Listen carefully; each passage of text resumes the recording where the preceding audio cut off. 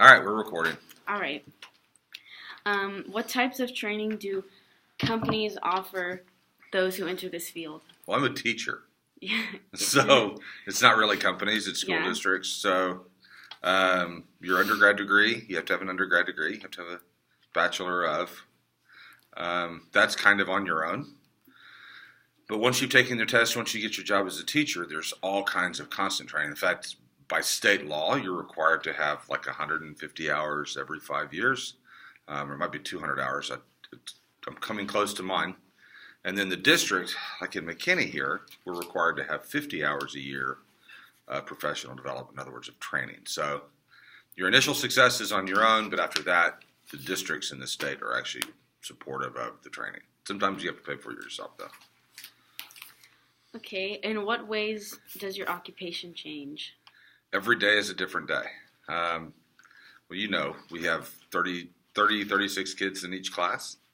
And so you have 30 and 36 personalities. And when you put them all in one room, they become their own personality. So my day changes from hour to hour. First period is different than sixth period. Fourth period is different than third period. And that's kind of the nice part. And teaching history, the topic changes every few days as well. And so it's a constant process of change. I love it.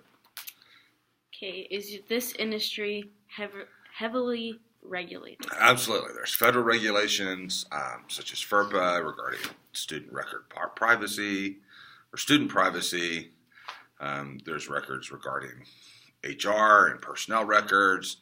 And then, of course, there's getting certified, staying certified, and keeping certified. And so, yeah, we're very heavily regulated. Cool. What do you find unique about your career field? My kids. They are the scourge of humanity and the future of our world, and wonderful all at the same time. Probably going to get in trouble for that one. It's early. Yeah. What skills or personal characteristics do you feel contribute most to success in this industry? I think you have to be open to other people's ideas, especially young people's ideas. You have to be able to stand your ground, but you also have to be flexible to the needs of your students.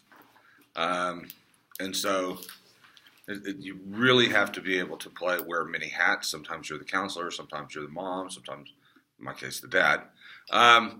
Sometimes you're a parent, and so you really have to be able to wear a lot of hats at the same time, and know when to say you did a good job, and know when to say, you know what, let's see how we can make it better. What sacrifices have you had to succeed in this field, and do you feel the sacrifices were worth it? Sacrifices were absolutely worth it. I really don't want to talk about sacrifices, okay. But it's a lot of time. So far this week I've had an 80-hour week. So it's Friday morning, and I've already put in about 80 hours. So it can be exhausting. What trends in this field would most likely affect someone just entering this career now? Kids are a lot more. I mean, I started like 15 years ago and came into teaching and then left and came back. Kids are a lot more demanding of your time. They want more access, and technology has kind of fueled that a little bit. They have access to a lot of information, but they really don't know how to use. With my juniors, some of you don't know how to use filters on that technology to understand what's important and what's not. And there is so much out there. As a teacher, sometimes we ask more of the students than they may be capable of doing. And because we have students that have such wide spans of skills or talents or abilities, and trying to teach them all, it makes it challenging. It can make it very challenging sometimes, but it's a lot of fun too. And what kinds of people experience the greatest success in this field? Open-minded. You have to be open-minded, and you have to be able to look at things from both perspectives.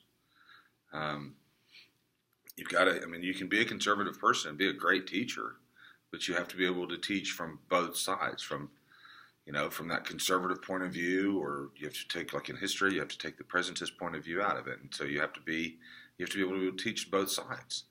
And I'm going to do this because I just went to sleep. And so you have to be able and willing to teach both sides of an issue. Cool.